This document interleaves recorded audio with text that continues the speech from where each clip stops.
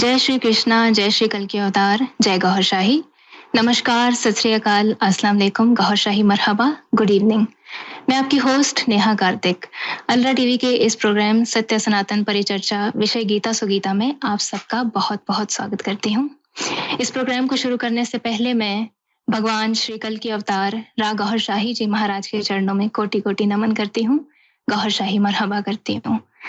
तत्पश्चात भगवान सदगुरु संत शिरोमणि सैयद यूनुस अल गौहर जी के चरणों में कोटि कोटि प्रणाम करती हूँ, गौहर शाही मरहबा करती हूँ।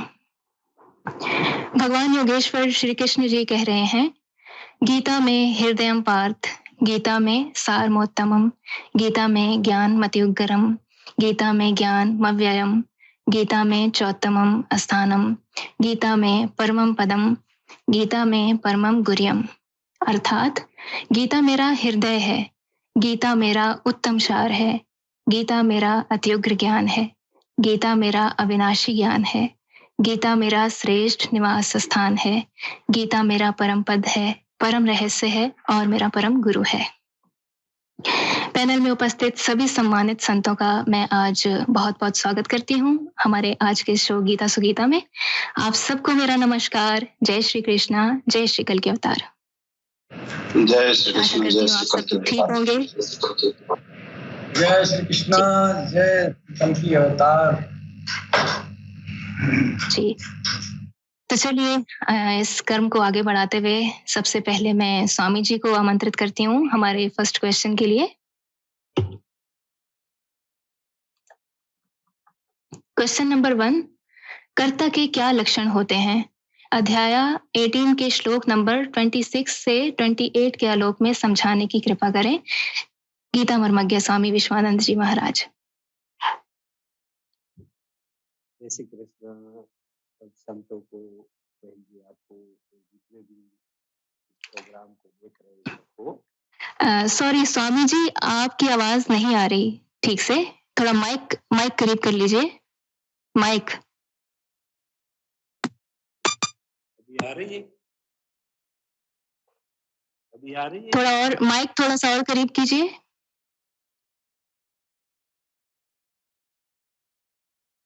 अभी हेलो, अभी आ रही है क्या? जी, थोड़ी सी ठीक हुई है। अब बोलिए आप। अभी आई है, आ रही है आवाज? जी जी, अब सही है स्वामी जी, अब आप बोलें। जी, कोई भी प्रकार के कर्मों को करने वाले को कर्ता कहा गया है। इस कर्ता मुख्यत्वे 3 प्रकार के हैं। हेलो, अभी आवाज आ रही है ना? जी जी स्वामी जी, आपकी आवाज आ रही है। थोड़ा सा आप अपना कैमरा ठीक कर लें। ठीक है, तो कैमरा ठीक करने में थोड़ा दूर चला जाना पड़ता है। अभी चलाइए, आवाज आनी चाहिए बस। जी जी, ठीक हेलो, है। फिर अब डिस्टर्ब आ हो रही है जाते आपकी हैं, आवाज? टाइम भी बहुत बिगड़ रहा है। अरे टाइम भी बहुत जी जी बिगड़ रहा है, फिर टाइम से नहीं। जी, ठीक है, हेलो, अब बोलें। जी स्वामी कोई जी, भी आपकी प्रकार आवाज के आ रही है। कोई भी प्रकार के कार्यों को करने वाले को कर्ता कहा गया है। इस कर्ता मुख्यतः 3 प्रकार के हैं और ये कर्ता और उनके लक्षणों को हम 3 तरीके से समझने का प्रयास इस रीति से करेंगे। प्रथम श्रीमद् भगवद गीता के श्लोकों के आधार पे, फिर इस दुनिया में लोगों के व्यवहार के आधार पे और कल की अवतार के ज्ञान और तालीम की रोशनी में। तो अभी श्रीमद् भगवद गीता के इस 18 के श्लोक नंबर 26 में सात्विक कर्ता के लक्षण को समझने की कोशिश करेंगे। तो यहाँ भगवान श्लोक नंबर 26 में कह रहे हैं, भुक्तं संगो निहंवादी धृत्यो साहस समन्वितः सिद्धयो निर्विकार कर्ता सात्विक उच्यते। यहाँ इसका अर्थ है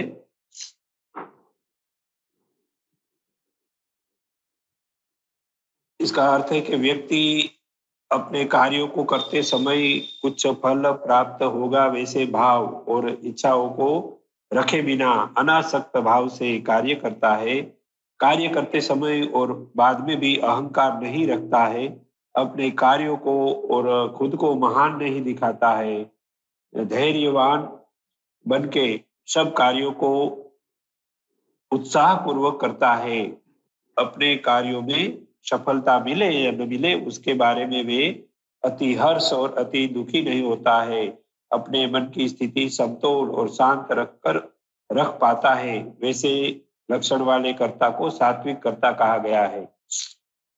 इस दुनिया में अगर हम देखें तो जो ज्ञानी लोग हैं, विवेकी लोग हैं, सदगुरु के चरण में रहते हुए जो मार्गदर्शन पाके अपना जीवन बिताता है और ऊपर के जो श्रीमद् भगवत गीता के जो लक्षण बताए वैसे कर्म करने वाला दुनिया में भी सात्विक कर्ता कहा गया है। अभी कल की अवतार राज घोर शाही की रूहानी तालीम और ज्ञान के अनुसार मानव शरीर में बसा आत्मा को हृदय कमल में बसा है। वे परमात्मा का नाम का सिमरन करके प्रकाशित होके शक्तिशाली बनके अपनी शक्तियों को ऊर्जावान करके प्रकाश और नूर को जब वे शरीर के सब भागों को खून के जरिए से वो पहुंचाता है, तो ये अब जो ये आत्मा जब ये काम करता है शरीर में, तब उसको सात्विक कर्म करने वाला यहाँ शरीर में भी हम आत्मा को देखेंगे। जो हमारा असुर नाभि में बैठा है उसको भी पवित्र कर देता है। तो इस तरह सात्विक कर्ता को हम शरीर में भी आत्मा के रूप में देख सकते हैं। अभी हम श्रीमद् भगवत गीता के आधार पर श्लोक नंबर 27 में राजस कर्ता किसको कहा गया है, तो इसको हम श्लोक नंबर 27 के आधार पे देखें तो रागी कर्म फल प्रेप्सु लुब्धो हिंसात्मको सुसूचित हर्ष शोकान्वित कर्ता राजस परिकीर्तिः। तो ये यहाँ इसका अर्थ है कि व्यक्ति अपने कर्मों को करते समय कुछ न कुछ फलों की प्राप्ति मिलेगी, वैसे भाव और इच्छाओं को रखकर आसक्ति पूर्वक जो काम करता है, और वैसे मनुष्य अपने कर्मों का फल मिलता है तो बहुत खुशी होता है और नहीं मिलता है तो वो दुखी भी हो जाता है। तो ऐसे संसार में जो कार्य करता है उसको राजस कर्ता कहा गया है। इस संसार में भी इस दुनिया में भी अगर हम देखें, नजर डालें तो मनुष्य आत्माओं ने सृष्टि सर्जन के समय परमात्मा और अल्लाह से इस दुनिया की सुख सुविधा मांगी थी। वैसे मनुष्य आत्माओं को इस संसार में आकर ऐसा समझ बैठता है कि हमारे कर्मों से ही हमको सब कुछ मिलता है, इसमें कोई परमात्मा और अल्लाह की शक्तियों का कोई दखल अंदाज नहीं है और हम ही सर्वस्व है, हम जो करेंगे वो ही मिलेंगे। ऐसे ज्ञान की वजह से जो कार्य करता है तो उसको राजस कर्ता कहा गया है। यहाँ मानव शरीर में भी अगर हम देखें तो जीवात्मा जब तक परमात्मा के नाम का सिमरन नहीं करता है और आध्यात्मिक शक्तियों और प्रकाश से प्रकाशित नहीं कर पाता है, तो वैसे हृदय में बैठा हुआ ये जो जीवात्मा है वो अपने शरीर में जो काम करता है वो नाभि आत्मा के कंट्रोल में बस में भी आ जाता है। नाभि आत्मा उसको जीवात्मा पर प्रभाव भी डाल देता है। तो ये सच्चा निर्णय नहीं लेने वाला जो जीवात्मा है, प्योर आत्मा नहीं, लेकिन जीवात्मा जो नाभि कमल के नेगेटिव भाव में भी प्रभावित होके अपना व्यवहार करता है, तो शरीर में ऐसे जीवात्मा को भी राजस कर्ता कहा गया है। और राजस कर्ता के रूप में हम शरीर में जीवात्मा को देखेंगे। अभी हम आगे श्रीमद् भगवत गीता के आधार पर हम अगर देखें तो तामस कर्ता को श्लोक नंबर 28 में भगवान श्री कृष्ण ने इस प्रकार समझाया है। आयुक्त प्राकृत स्तब्ध षठोढे स्मृतिकोलसः विषादी दीर्घसूत्री च कर्ता तामस उच्यते। तो यहाँ इसका अर्थ यह है कि व्यक्ति अपने सब कर्मों को करते समय विवेक छोड़ देता है, असंस्कारी बन के दूसरे लोगों के साथ नम्रता नहीं रख पाता है, दयाहीन बन के दूसरे लोगों को भी धोखा देता है, अपने स्वार्थ के लिए दूसरे लोगों को नुकसान भी कर देता है। तो ऐसे करने वाला जो व्यक्ति है, ऐसे लक्षण वाला व्यक्ति जो कार्य करता है, तब उसको तामसकर्ता कहा गया है। इस संसार में भी कई ऐसे लोग हैं जो धर्म को और परमात्मा अल्लाह को नहीं मानता है और अहंकार के वश आके अपने जीवन में प्रमादी जीवन जी के, आलसी जीवन जी के, सिर्फ अपने फायदों के लिए व्यवहार करता है, दूसरे की कोई चिंता परवाह नहीं करता है, तो ऐसे कर्ता को तामसकर्ता कहा गया है। कल की अवतार राह रियाज गौरशाही की रूहानी तालीम और ज्ञान के अनुसार जब मनुष्य का नाभि आत्मा अपवित्र होता है और हृदय पर वो आध्यात्मिक शक्तियों का हृदय पर जो आध्यात्मिक शक्तियां होती है, आत्मिक शक्तियां, उसके पर भी प्रभाव डाल देता है और ये नाभि आत्मा अपने जो खुराक हम खाते हैं उससे वो तगड़ा हो जाता है और सारे नेगेटिव कर्म करता है। तो मनुष्य अपने नाभिक आत्मा को नहीं समझ पाता है, नहीं पवित्र कर पाता है और सिर्फ उसके प्रभाव में आके अपना सारा व्यवहार करता है, सारे कर्म करता है। मानव शरीर में जब नाभि आत्मा के अनुसार ही कार्य चलता है, तब हम ऐसे मनुष्य शरीर में हम देखें तो ये नाभि आत्मा ही कार्य के रूप में करता है और वो उसको तामस करता हम शरीर में देखेंगे और समझेंगे। जी। जी स्वामी जी, आपने बहुत ही अच्छे से श्रीमद् भगवद गीता जी को प्रस्तुत किया है। आपका बहुत बहुत धन्यवाद। अब हम बढ़ते हैं दूसरे क्वेश्चन की ओर। क्वेश्चन नंबर 2, बुद्धि कितने प्रकार की होती है? अध्याय 18 के श्लोक नंबर 29 से 32 के आलोक में समझाने की कृपा करें स्वामी सच्चिदानंद नाथ जी महाराज। जी। आप सभी का हार्दिक स्वागत एवं अभिनंदन है। बुद्धि को समझने के लिए हम लोगों को पहले प्रकृति और गुणों को भी हल्का सा समझना होगा। परमात्मा से या उस पुरुष से जब प्रकृति अलग होती है तो उसमें तीनों गुण, रजोगुण, तमोगुण और सतोगुण, ये बैलेंस्ड होते हैं। मतलब अगर 100% हम कहें तो उसमें से 33.33 रजोगुण होता है, इतना ही सतोगुण और इतना ही तमोगुण होता है। लेकिन जब यही अविद्या के कारण कूटस्थ में जाते हैं तो वहां गुण कम और ज्यादा होने लगते हैं।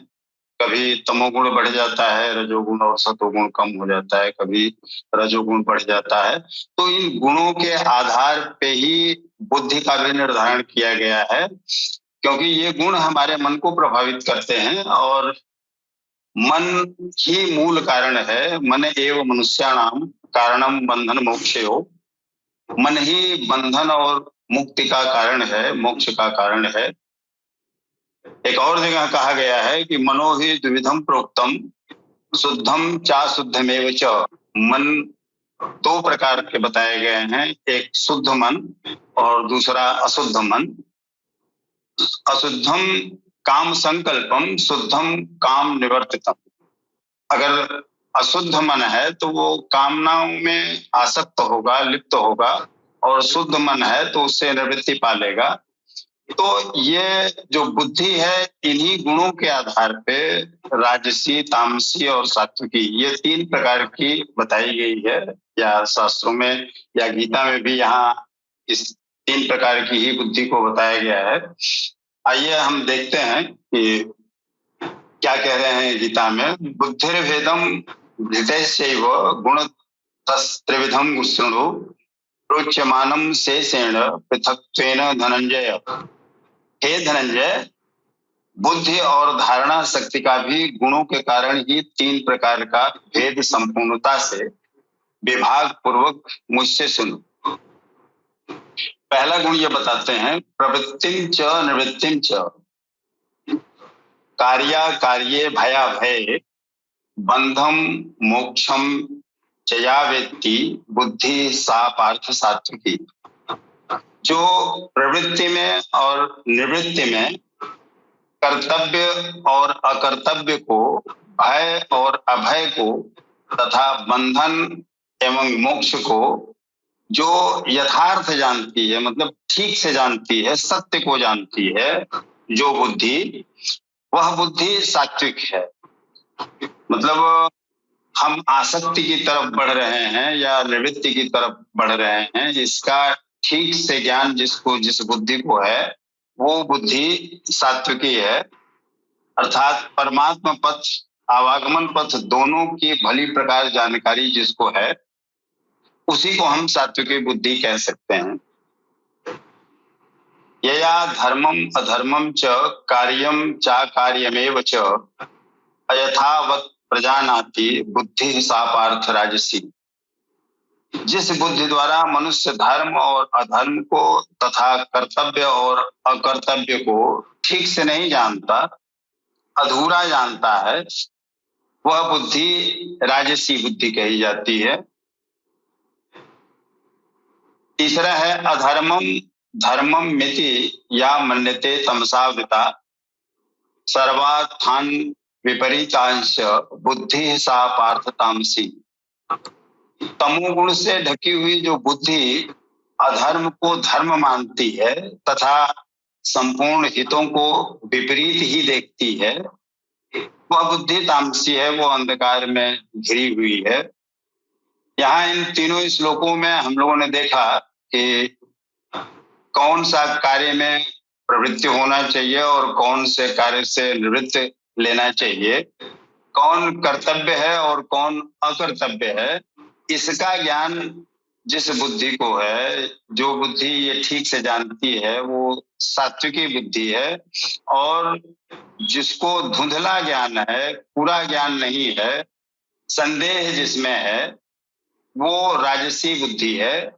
और जो उल्टा ही समझती है, जो तम से घिरी हुई है, अंधकार से घिरी हुई है, ज्ञान से घिरी हुई है, जो हित को अहित और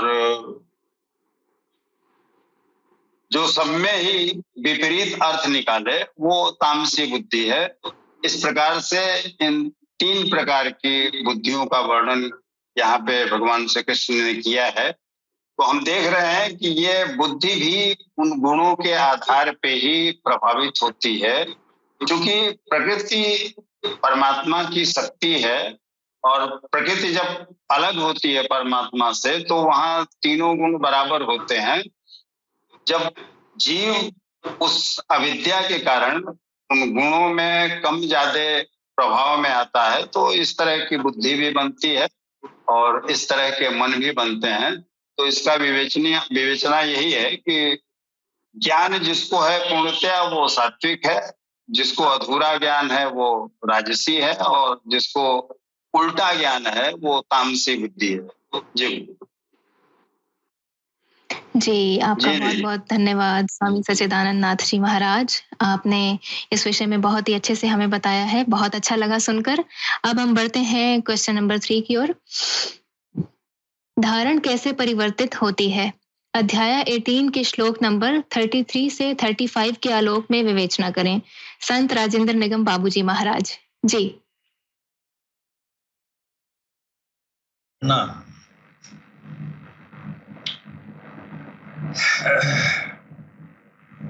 सबसे पहले हम पैनल में बैठे हुए दिव्य आत्माओं को मैं सर नवाकर प्रणाम करना चाहता हूँ। सबको जय श्री कृष्ण, जय श्री काल की अवतार।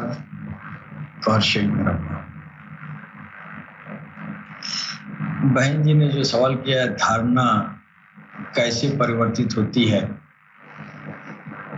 ये भगवद गीता के 18 अध्याय में धारणा के बारे में आया है कि धृत्या यया धार्यते मनः प्राणेन्द्रिय क्रिया योगेना व्यभिचारेण्या धृति सा पार्थ सात्विकी।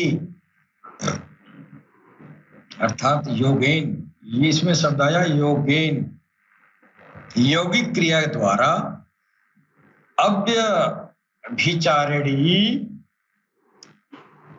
योग चिंतन के अलावा दूसरे किसी स्फुरण का आना व्यभिचार है। चित्त का भाग जाना व्यभिचार है। इसके विपरीत अव्यभिचारिणी धारणा से मनुष्य मन, प्राण और इंद्रियों की क्रिया को जो धारण करता है वह धारणा सात्विकी है। अर्थात मन, प्राण और इंद्रियों को इष्ट की दिशा में मोड़ना ही सात्विकी धारणा है। यया तु धर्म कामार्थ धर्म कामार्थान धृत्या धार्यते अर्जुन प्रसंगेन फलाकांक्षी धृति सा पार्थ राजसी। हे पार्थ, फल की इच्छा वाला मनुष्य अति आसक्ति से जिस धारणा के द्वारा केवल धर्म, अर्थ और काम को धारण करता है, मोक्ष को नहीं धारण करता है, मोक्ष को नहीं चाहता है, वह धारणा राजसी है। इस धारणा में भी वही लक्ष्य वही है, केवल कामना करता है, जो कुछ करता है उसके बदले में चाहता है। अब तामसी धारणा देखें कि क्या लिखा है। यया स्वप्नम भयम शोकम विषादम मदमेव च न विमुंचित दुर्मेधा धृति सा पार्थ तामसी। अर्थात भगवान कह रहे हैं, हे पार्थ, दुष्ट बुद्धि वाला मनुष्य जिस धारणा के द्वारा निद्रा, भय, चिंता, दुख और अभिमान को भी नहीं छोड़ता और इन सबको धारण किए रहता है, वह धारणा तामसी है। और आगे है, सुखम ध्वनिम त्रिविधम श्रेणु में भरतर्षभ अभ्यासात् रमते यत्र दुखांतम च निगच्छति। अब बहन जी का जो सवाल था हमारा 3 श्लोकों में पूर्ण हुआ। अब आगे का बहन जी आगे का सवाल आप करें। जी, बहुत बहुत धन्यवाद आपका। बहुत ही महत्वपूर्ण व्याख्या किया आपने, बहुत अच्छा लगा सुनकर। क्वेश्चन नंबर 4, सुख से क्या अभिप्राय है? अध्याय 18 के श्लोक नंबर 36 से 39 के आलोक में समझाने की कृपा करें स्वामी विश्वानंद जी महाराज।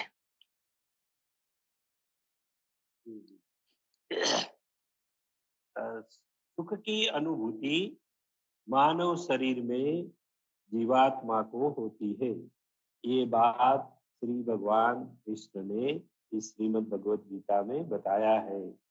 तो मानव शरीर में बैठा जीवात्मा को भी सात्विक, राजसिक और तामसिक इस 3 प्रकार के सुखों की अनुभूति कब और कैसे होती है, ये समझाने के लिए इस अध्याय के 18 के श्लोक नंबर 37, 38 और 39 में अच्छी तरह समझाया है। श्लोक नंबर 37 में अभी हम सात्विक सुख को इस प्रकार समझेंगे। भगवान श्री कृष्ण ने श्रीमद् भगवद गीता में 37 श्लोक में सात्विक सुख के बारे में बताया है। यतदग्रे विषमीव परिणामे अमृतोपमम् तत्सुखं सात्विक प्रोक्त आत्मबुद्धि प्रसादजम्।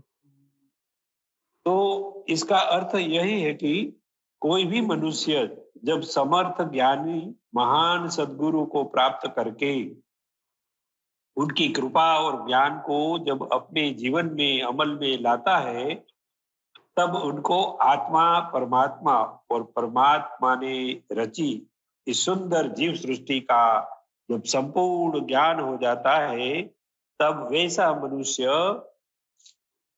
कोई यह आत्मज्ञान होने की अनुभूति से मन की प्रसन्नता को सुख के रूप में जो उसके दिल में अनुभूति उत्पन्न होती है, इस सुख को सात्विक सुख कहा गया है।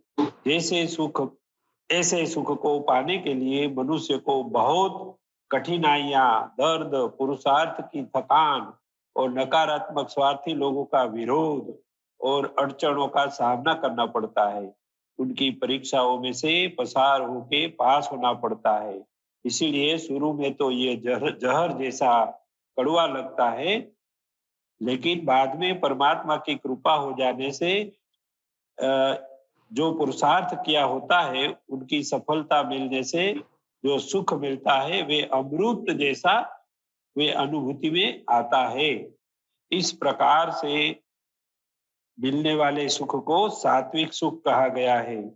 आगे भगवान श्री कृष्ण ने राजस सुख को इस प्रकार के अध्याय श्लोक नंबर 38 में इस प्रकार समझाया है। विषयेन्द्रिय समं योगा ततदग्रे अमृतोपमम् परिणामे विषमीव तत्सुखम् राजसं स्मृतमः। तो इसका अर्थ यहाँ हम समझे तो यह है कि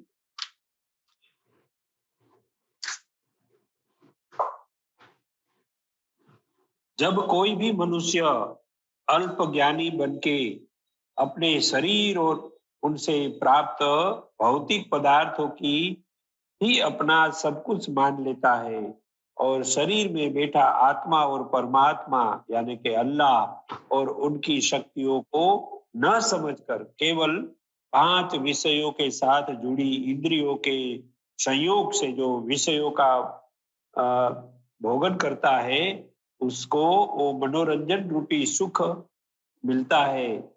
तो उसको वे सब कुछ समझकर वो ऐसा ही मान लेता कि इसमें ही सब कुछ है, तो ऐसा वो समझ लेता है और वैसे सुख प्राप्त करने की इच्छाओं को जगाता रहता है।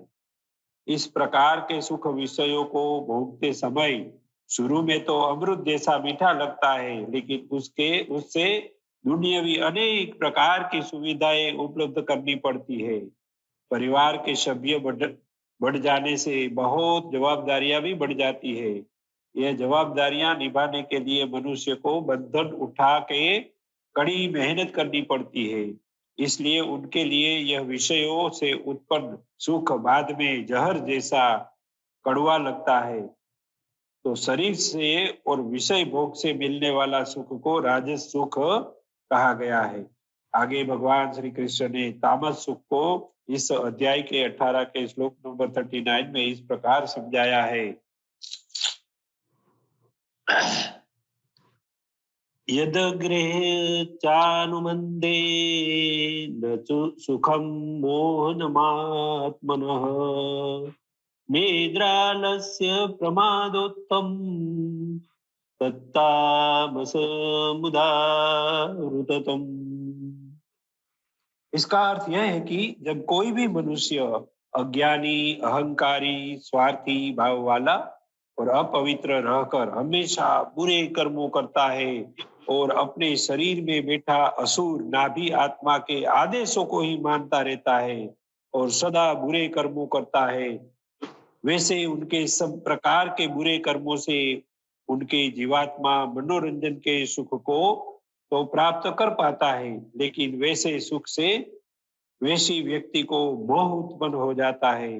वैसी व्यक्ति अपना सुख प्राप्त करने के लिए ज्यादा निद्रा, आलस और प्रमाद का सहारा ढूंढ के उसमें डूबा हुआ रहता है। तो इन निद्रा, आलस, प्रमाद और नाभि आत्मा वे असुर प्रेरित जितने भी नकारात्मक कार्यों से मनुष्यों को जो भी सुख मिलता है उसको तामस सुख कहा गया है।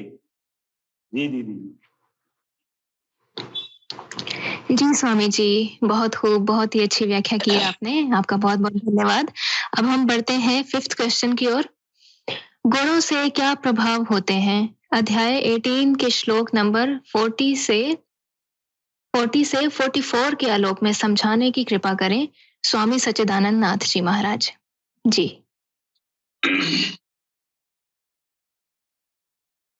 जी, न तदस्ति पृथिव्यां वा दिवि देवेषु वा पुनः सत्वं प्रकृतिजैर्मुक्तं यदेभिः स्यात् त्रिभिर्गुणैः। पृथ्वी में, आकाश में अथवा देवताओं में ऐसा कोई भी प्राणी नहीं जो प्रकृति से उत्पन्न हुए तीनों गुणों से रहित हो। अर्थात ब्रह्मा से लेकर कीट पतंग यावन मात्र जगत क्षण भंगुर है, मरने जीने वाला है, तीनों गुणों के अंतर्गत है। आशय क्या है? आशय ये कि देवता भी तीनों गुणों का ही विकार है, या यूं कह लीजिए कि वो भी नश्वर है। इन सबका एक ही अर्थ है कि देवता तीनों गुणों के अंतर्गत है। जो इन्हें भजता है वह नश्वर की पूजा करता है। स्त्री पुरुष में प्रेम के लिए शंकर पार्वती के शास्त्रों में पूजा का विधान बताया गया। आरोग्य के लिए अश्विनी कुमारों का, विजय के लिए इंद्र का, धन के लिए कुबेर की। इसी तरह विविध कामनाएं बताकर अंत में निर्णय देते हैं कि संपूर्ण कामनाओं की पूर्ति और मोक्ष के लिए तो मात्र एक नारायण या परमेश्वर की ही आराधना करनी चाहिए, क्योंकि जो कामनाओं वाले देवता हैं वो भी नश्वर हैं। तो हम नश्वर की पूजा क्यों करें? तुलसी मूल ही सींचिए, फूल ही फल ही अघार। मूल अगर तंदुरुस्त है, दुरुस्त है, तो फूल भी आएगा उसमें और फल भी आएगा। और मूल ही कट गया है तो इस नश्वर की, या जो आधारहीन है, या जो प्रकृति के देवता हैं, उनको पूजने से प्रकृति के लाभ तो मिल सकते हैं, लेकिन जो मोक्ष की कामना करते हैं या जो परम गति प्राप्त करने की, या उसमें जो जम की कामना करते हैं, उनके लिए केवल एक परमात्मा ही श्रेयस्कर है। आगे ये कह रहे हैं, ब्राह्मण क्षत्रिय विषाम शूद्राणाम च परंतपः कर्माणि प्रभवोत्तानि स्वभाव प्रभवैर्गुणैः। ब्राह्मण क्षत्रिय वैश्य और शूद्रों के कर्म स्वभाव से उत्पन्न गुणों के द्वारा विभक्त किए गए हैं। स्वभाव से सात्विक गुण होगा तो आप में निर्मलता होगी, ध्यान समाधि की क्षमता होगी। तामसी गुण होगा तो आलस्य, निद्रा, प्रमाद रहेगा। उसी स्तर से आप में कर्म भी होगा। जो गुण कार्यरत है वही आपका वर्ण है, स्वरूप है। इसी प्रकार अर्ध सात्विक और अर्ध राजस से एक वर्ग क्षत्रिय का है, और आधा से कम तामस तथा विशेष राजस से द्वितीय वर्ग वैश्य का बनता है। दुर्बल गुण वाले के लिए भी उसके स्वभाव से उत्पन्न योग्यता के अनुसार धर्म में प्रवृत्त होना श्रेयस्कर है। स्वधर्मे मृत्यु से श्रेय, पर धर्मो भयावह। अपने गुण के अनुसार, अपने वर्ग के अनुसार साधना करना तो श्रेयस्कर है, लेकिन दूसरे गुण और दूसरे वर्ण में जाके उसकी साधना की नकल करना खतरनाक, भयावह है। कहीं भी कोई गलती हो सकती है, आप पच्युत हो सकते हैं। आगे ये कह रहे हैं, समो दमस तपः शौचम क्षांतिरार्जवमेव च ज्ञानम विज्ञानम आस्तिक्यम ब्रह्म कर्म स्वभावजम। मन का समन, इंद्रियों का दमन, पूर्ण पवित्रता, मन, वाणी और शरीर को इष्ट के अनुरूप तपाना, क्षमा भाव, मन, इंद्रियों और शरीर की सर्वथा सरलता, आस्तिक बुद्धि अर्थात इष्ट में सच्ची आस्था, ज्ञान अर्थात परमात्मा की जानकारी का संचार, विज्ञान अर्थात परमात्मा से मिलने वाले निर्देशों की जागृति एवं उसके अनुसार चलने की क्षमता, यह सब स्वभाव से उत्पन्न ब्राह्मण के कर्म हैं। अर्थात जब स्वभाव में ये योग्यताएं पाई जाती हैं, कर्म धारावाही हो जाता है और स्वभाव में ढल जाता है, तो यह ब्राह्मण श्रेणी का कर्ता माना जाता है। आगे कह रहे हैं शौर्यम तेजो धृतिर्दाक्ष्यम युद्धे चाप्य पलायनम दानमीश्वर भावश्च छात्रम कर्म स्वभावजम। सूर्यवीरता, ईश्वरीय तेज का मिलना, धैर्य, चिंतन में दक्षता अर्थात कर्म करने में दक्षता, प्रकृति के संघर्ष से न भागने का स्वभाव, दान, सर्वस्व का समर्पण, सब भावों का स्वामी भाव अर्थात ईश्वर भाव, यह सब क्षत्रिय के स्वाभाविक कर्म है।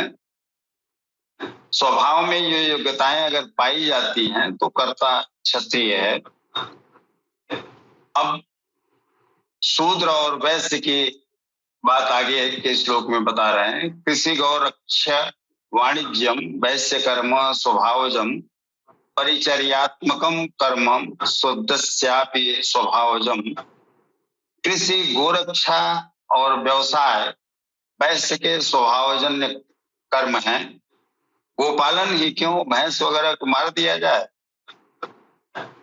वस्तुतः पूर्व में शास्त्रों में गो हमारी इंद्रियों को कहा गया है, तो सम, दम, विवेक, वैराग्य के द्वारा इंद्रियों की जो रक्षा की जाती है उस गो रक्षा की यहाँ बात हो रही है।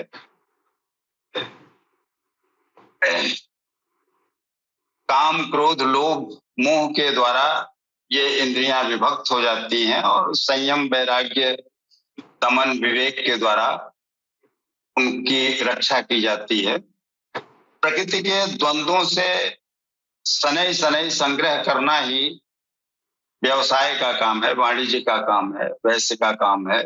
विद्या धनम सर्वधनम प्रधानम, इसे अर्जित करना ही वाणिज्य है। खेती, शरीर ही एक क्षेत्र जब है तो इसके अंतराल में बोया हुआ बीज संस्कार रूप में भला बुरा जमता जरूर है। इस निष्काम कर्म में बीज अर्थात आरंभ का नाश कभी नहीं होता। इसमें से कर्म की तीसरी श्रेणी में इष्ट चिंतन ही नियत कर्म है। परम तत्व के चिंतन का जो बीज इस क्षेत्र में पड़ा है उसे सुरक्षित रखते हुए उसमें आने वाले विजातीय विकारों का निराकरण करते जाना ही खेती है। इंद्रियों पे संयम करके उस यज्ञ को, नियत कर्म को करते जाना ही वास्तव में कृषि है। पूर्ति काल में यज्ञ जिसे देता है वह है परात्मा ब्रह्म, और उसी का शनै शनै चिंतन क्रिया से बीजारोपण होता है। वैदिक शास्त्रों में अन्न का अर्थ परमात्मा है। वह परमात्मा ही एकमात्र असन है, अन्न है। इस अन्न के बीज को जमाते हुए आगे बढ़ाना भी कृषि ही है। अपने से उत्पन्न अवस्था, उन्नत अवस्था वाले, प्राप्ति वाले गुरुजनों की सेवा करना शूद्र का स्वभावजन्य कर्म है। शूद्र का अर्थ नीच नहीं अपितु अल्पज्ञ है, प्रथम श्रेणी का साधक जो साधना में अभी अभी प्रविष्ट हुआ है। प्रवेशिका श्रेणी का वह साधक परिचर्या से ही आरंभ करे, शनै शनै सेवा से उसके हृदय में उन संस्कारों का सृजन होगा और क्रमशः चल के वो आगे वैश्य, क्षत्रिय और ब्राह्मणत्व को प्राप्त कर उस परमात्मा में विलय कर जाएगा, उस परमात्मा से मिल जाएगा जो उसका यथेष्ट है, जो उसका लक्ष्य है। यही यहाँ पे गुणों के आधार पे वर्गीकरण है और गुणों का यही प्रभाव है कि अगर तामस ज्यादा है तो हम आलस्य में डूबे रहेंगे, निद्रा सताती रहेगी और राजस है तो हमें शौर्य रहेगा, धैर्य रहेगा, आराधना से पीछे न भागने की विचारधारा रहेगी, दृढ़ संकल्पित रहेंगे। और समाधि की स्थिति अगर बनती है और सरलता सहजता आ जाती है, उस परमात्मा में निरंतर चिंतन बना रहता है, तो ये सतोगुण की अवस्था है। गुणों के आधार पे ही बुद्धि का और तमाम सारी चीजों का वर्गीकरण किया गया है, चाहे वो वर्णों का हो चाहे वो किसी का। पहले भी कहा इन्होंने कि चातुर्वर्ण मया सिस्टम गुण कर्म विभाग से। तो हम कर्म कैसे करेंगे? कर्म मतलब वो नियत कर्म, वो परमात्मा का चिंतन, उनका मनन,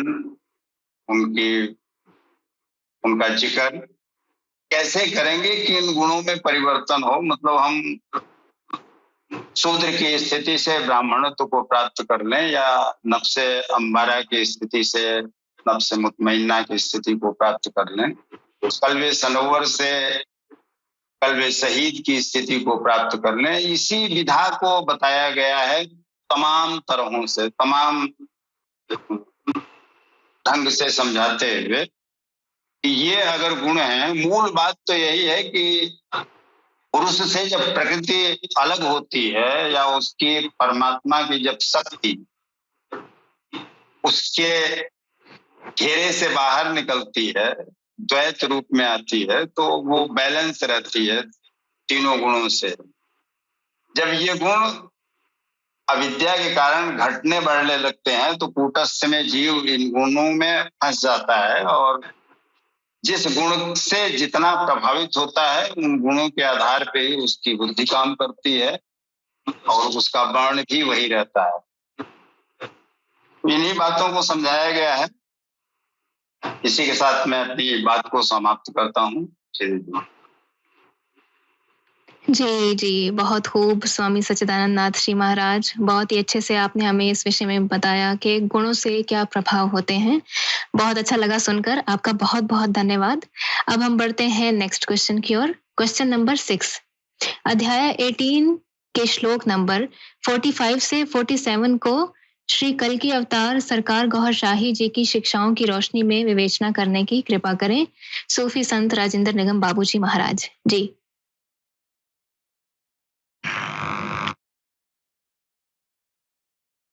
अभी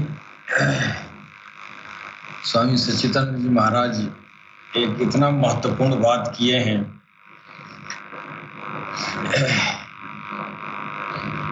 कि कृषि और गोरक्षा और व्यवसाय से संबंधित जो अष्टादश अध्याय का श्लोक नंबर 44 है, वास्तव में भगवत गीता का अगर गहन अध्ययन किया जाए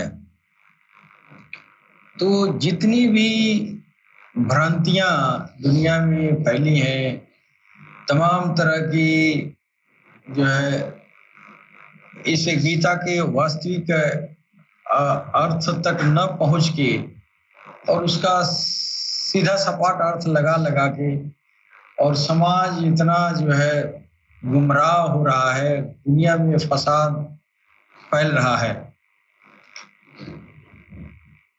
वास्तव में हम अपने धर्म को यथार्थ रूप से नहीं जानते हैं।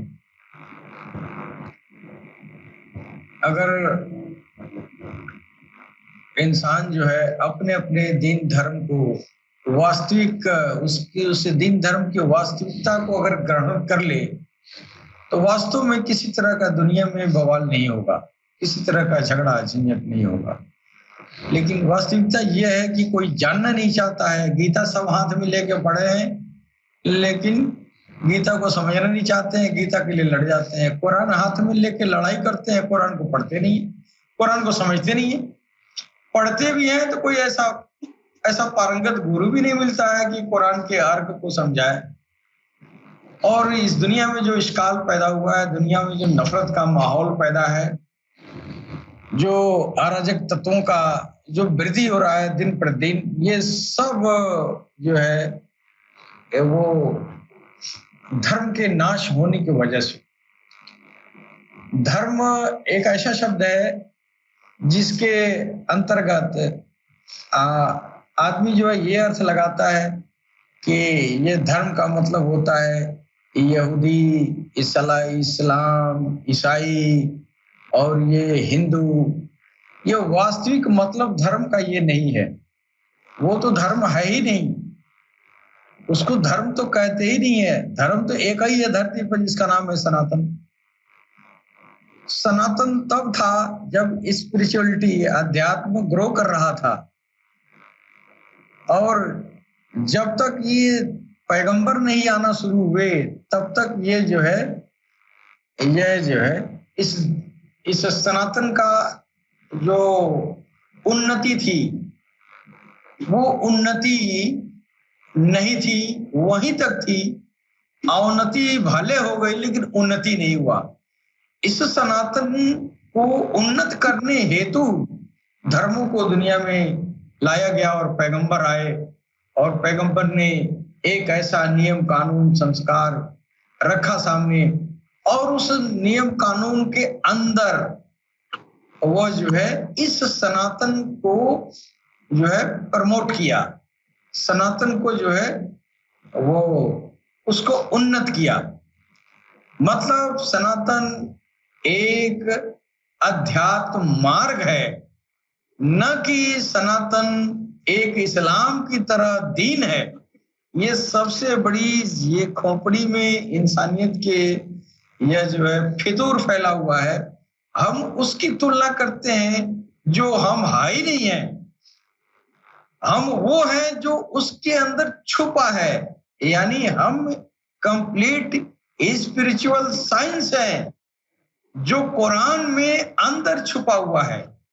यानी हम उसी इस्लाम का बेस है, और इसका जो उन्नत होके जो और वो इल्म आया, जो ज्ञान आया, वो जो है अब वो इस्लाम कहलाया।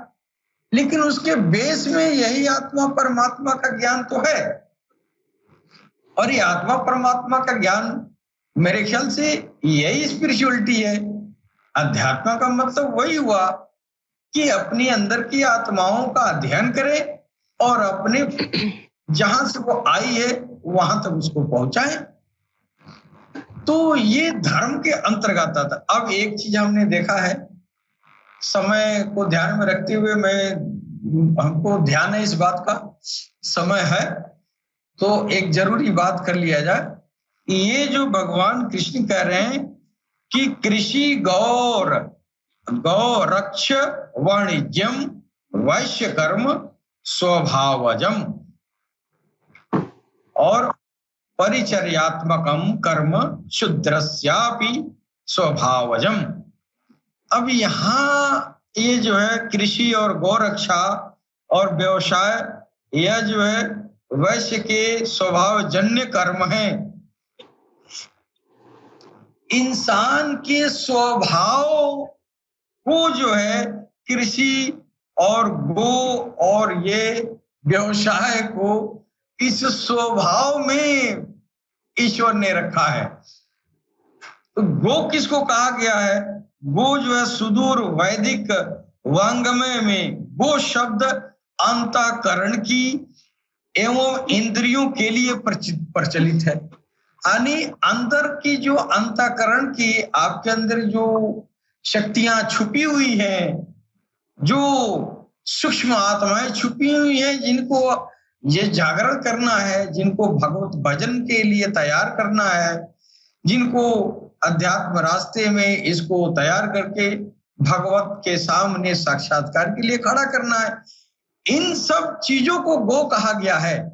इनकी रक्षा करनी है। जैसे भगवान सदगुरु कहते हैं कि 40 साल के अंदर तुम्हारी इंद्रियां मर जाएंगी, खत्म हो जाती हैं, उसकी रक्षा करने की बात की जा रही है, जिसके जरिए तुम्हारा आध्यात्मिक मार्ग प्रशस्त हो रहा है, उसको गौ कहा गया है। अब लोग इसको गौ का मतलब ये जानवर समझ गए जो गाय भैंस बैल बकरी है, और वो समझ के इस गौ की रक्षा करने के लिए कत्लो गारत का खेल खेला जा रहा है वर्षों से।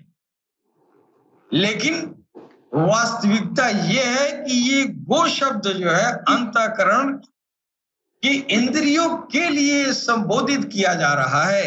इसकी रक्षा करनी है। ये रक्षा नहीं करेंगे, ये खत्म हो जाएगा। इसकी उम्र होती है। हर इंसान को 40 साल तक के लिए उसके अंदर अध्यात्म में उन्नति के लिए वो इंद्रियां, वो सूक्ष्म आत्माएं, वो प्राणी वर्ग जो रखे गए वो गायें हैं। उन गायों की रक्षा करने के लिए कहा जा रहा है ना। और ये सब गाय जो चौपाया जानवर है, इस जानवर के लिए तुम मरे जा रहे हो और मारे जा रहे हो। अगर वास्तव में गीता का ये अष्टादश अध्याय का 44वां श्लोक का मतलब वास्तविकता दुनिया जान ले, तो मेरा ख्याल है कि गाय के लिए जो मरे जा रहे हैं वो लोग, वो इतना दीवानगी नहीं होगी और खून खराबा भी खत्म हो जाएगा। लेकिन समझने से तो सब कासिर हैं। समझने के लिए तो कोई तैयार ही नहीं है कि हम अपने वेद और ग्रंथों को, अपनी किताबों को, चाहे कुरान हो चाहे पुराण हो, खोपड़ी से समझने के लिए इंसानियत तैयार नहीं है। इसीलिए दुनिया में इश्काल पैदा हो रहा है। अभी स्वामी जी ने यह बात कहा है, स्वामी सच्चिदानंद महाराज, ये गौ की बात हमारे दिमाग में बड़ी तेज खटका है। हम कहे वो ये बात है, गौ अंतःकरण की इंद्रियां है जिसको रक्षा करना है, जिसको भगवत भजन में तैयार करके और इनको भगवान के सामने साक्षात्कार के लिए ले जाना है। इनकी रक्षा करना जरूरी है। अभी गौ रक्षा के नाम पर और क्या क्या तमाशा हो रहा है पूरी दुनिया में। तो मेरा ख्याल है अगर यह बात समझ में आए तो मेरा ख्याल है कि लोग इतना शिद्दत पसंद नहीं होंगे जितना आजकल दुनिया में दिखाई दिया जा रहा है। बहरहाल बहन जी ने जो हमसे सवाल किया है उस सवाल के रोशनी में मैं जवाब देना चाहता हूं। ये आपका अष्टादश अध्याय का 45वां जो श्लोक है वो है स्वे स्वे कर्मण्य भीरतः संसिद्धिम लभते नरः स्वकर्म निरतरः स्वकर्म निरतः सिद्धिम यथा विदन्ति तच्छ शृणु। अपने अपने स्वभाव में पाए जाने वाली योग्यता के अनुसार कर्म में लगा हुआ मनुष्य संसिद्धिम यानी भगवत प्राप्ति रूपी परम सिद्धि को प्राप्त होता है। पहले भी यह कहा है कि इस कर्म को करके तू परम सिद्धि को प्राप्त होगा। वो कर्म कौन है? वो कर्म वही है जो सरकार गौहरशाही बता रहे हैं। वो क्या है? पहले सांसों से चल के हृदय तक जाते थे, अब सरकार गौहरशाही डायरेक्ट हृदय तक पहुंचा रहे हैं। यानी आपका एक लंबा सा सफर जो है एकदम फ्लाइट से पहुंचा रहे हैं। जो संस्कार भगवान कृष्ण ने कहा कि ये श्वासों में इसको नाम को उतारो और इसके जरिए इंद्रिय निग्रह होती रहेगी, और जब तक वो दिल में नहीं पहुंच जाता इंद्रिय निग्रह होगी, फिर वो दिल में पहुंचेगा, फिर पवित्र होगा, फिर इसमें परमपिता परमेश्वर का वास होगा। लेकिन सरकार गौहरशाही करे वो संस्कार एक नजर में इंसानियत के हृदय में उतार दे रहे हैं उस संस्कार को, और इंसान का एक लंबा सा ये जो इंद्रिय निग्रह का एक लंबा सा प्रोसेस जो है वो प्रोसेस से बच जा रहा है, ताकि अध्यात्म की उन्नति और भी उसको समय मिले, ताकि वो जो है उच्चतम शीर्षस्थ अवस्था तक अध्यात्म के पहुंचे। तो इसमें जो है गीता में स्वभाव के अनुसार जो है ये स्वभाव जो बताया गया है वो स्वभाव जो है हृदय की स्थिति है। भगवत नाम का सिमरन जब अंदर जाता है, जब दिल की धड़कनों में जाता है, फिर वहां से इंसान के अंदर इंद्रिय निग्रह का प्रोसेस शुरू होता है। इसके पहले नहीं।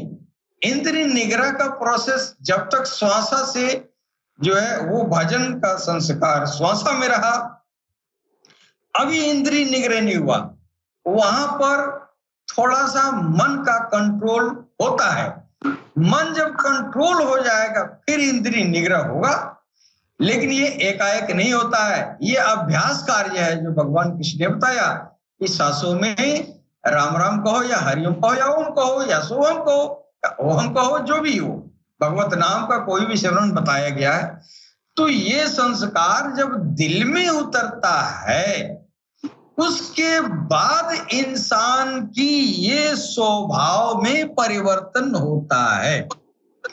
मेरा ख्याल है जब तक वो सांसों का अभ्यास कर रहा है तब तक वो शूद्र के श्रेणी में है, लेकिन उन्नत किया तो वो क्षत्रिय के श्रेणी में है, और उत्कर्ष पे पहुंचा तो वो ब्राह्मण की श्रेणी में है।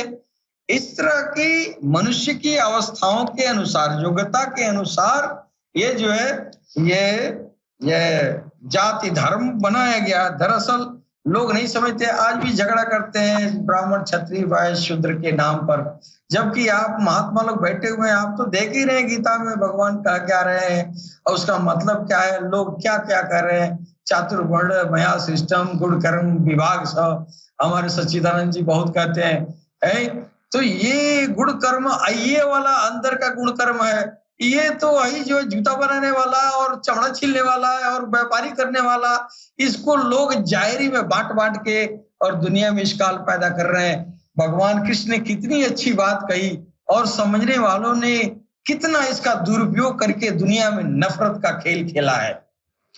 भगवान छोड़ेंगे नहीं। जिस दिन उस कृष्ण से साक्षात्कार होगा, जिस दिन वो हिसाब लेगा कर्म फल दिवस में, उस दिन पता चलेगा कि तुमने गीता को क्या पढ़ा, गीता को क्या कहा और गीता को कैसे पढ़ा और कैसे समझा। तो ये चीजें जो है बड़ा अच्छा है, और ये अपने स्वभाव के अनुकूल अब सरकार गौरशाही कह रहे हैं, इसी बात को समझा रहे हैं कि जब दिल में ईश्वर का जाप आरंभ हो जाता है, फिर इसमें अच्छाई बुराई की तमीज और समझ आना शुरू हो जाता है। अब इसको कहते हैं शिष्ट हृदय। शिष्ट हृदय, अब आपका अध्यात्म में उन्नति हो रही है। कब हुई? जब कृष्ण का संस्कार श्वासों में उतारे और श्वासों से उन्नत करके ये भजन का संस्कार दिल में उतरा, फिर वहां से आपकी उन्नति हो रही है, आध्यात्मिक उन्नति। तो पहले स्टेज में आपको क्या हो रहे हैं? आपके दिल, आपका हृदय भगवत नाम का वो भजन शुरू कर दिया, तो अब वो आपका हृदय शिष्ट हृदय हो गया, जिसको मुसलमान भाई कल्बे सलीम कहते हैं। कल्बे सलीम वो शिष्ट हृदय है। वही चीज जो है हमारे गीता में भी है। फिर जाप की अधिकता अगर होती है तो उस अनुरागी का झुकाव ईश्वर की तरफ हो जाता है। अब उसका जो है दिल भगवान की तरफ मुड़ जाता है। अब उसको उन्मुख हृदय कहते हैं, जिसको सरकार गौरशाही ने कहा ये कल्बे मुनीब होता है। यह दिल बुराई से रोक सकता है, यह उचित निर्णय, लेकिन उचित निर्णय नहीं कर सकता। फिर जब ईश्वर की झलकियां, ईश्वर की दृष्टि जब दिल पर पड़ती है तो वो हृदय हुतात्मा हृदय हो जाता है, और उसकी सारी जो ये जो है आसुरी प्रवृत्तियां होती हैं वो भस्म हो जाता है। कैसे? भगवान के, ईश्वर के, जब आपका दिल भगवत नाम से चमक उठा तो भगवत की कृपा दृष्टि, वो जैसे आप सितारों को जमीन से देखते हैं उसी तरह ईश्वर भी आपको देखता है। आपको नहीं, आपके दिल को देखता है। जब आपका दिल उसके नाम से चमक दमक रहा होगा तो उसकी दृष्टि पड़ना झलकियों का पड़ना है। झलकियां क्या है? एक बहुत ही भारी मात्रा में ज्योति का पुंज आपके दिल पर गिरता है, जिससे आपकी इंद्रिय निग्रह पूर्णतया हो जाती है। जब इंद्रिय निग्रह पूर्णतया हो गई, फिर आप जो है हुतात्मा हृदय बन गए, यानी कल्बे शहीद, यानी आप शहीद हो गए, मिट गए, मर गए। मतलब ये जिस्म नहीं मिटा, आपकी तृष्णा मिट गई, काम क्रोध लोभ मोह मद मत्सर अत्याचार व्यभिचार ये मिट गया। ये जब मिट गया वो बच गया। तो ये रास्ता अध्यात्म का कृष्ण ने भी वही बताया और वही चीज सरकार गौहर शाही भी बता रहे हैं। वही चीज जो है भगवान कृष्ण के आने के पहले भी ये गीता गाई थी। भगवान कृष्ण गीता में एक जगह कहे भी है कि ये गीता पहले भी गाई जा चुकी है और इस समय भी गाया जा रहा है और मेरे जाने के बाद भी गाया जाएगा। मतलब ये कि गाने वाला तो कृष्ण ही होगा। कृष्ण द्वापर में आने के पहले भी कृष्ण आए और द्वापर बीत जाने के बाद भी कृष्ण आए। यही है यदा यदा ही धर्मस्य ग्लानिर्भवति भारत अभ्युत्थानम धर्मस्य तदात्मानं सृजाम्यहम्। ये वही है। इस ज्ञान को गाने वाला आज सरकार गौहर शाही के अंदर वो महायोगेश्वर का योग, महायोगेश्वर खुद विराजमान है अपने योग को लेके, जो सारी इंसानियत को यह योग सिखा रहे हैं। इसके साथ ही हम अपनी वाणी पर विराम देंगे। सलाम, नमस्ते, सत श्री अकाल। जी समय तो बहुत हो चुका। जी, बहुत खूबसूरत अंदाज में आपने हमारे साथ ये शेयर किया गीता का जो ज्ञान और भगवान श्री कल के अवतार जी की शिक्षाओं की रोशनी में जो आपने हमें बताया, बहुत अच्छा लगा सुनकर। इसके लिए आपका बहुत-बहुत धन्यवाद।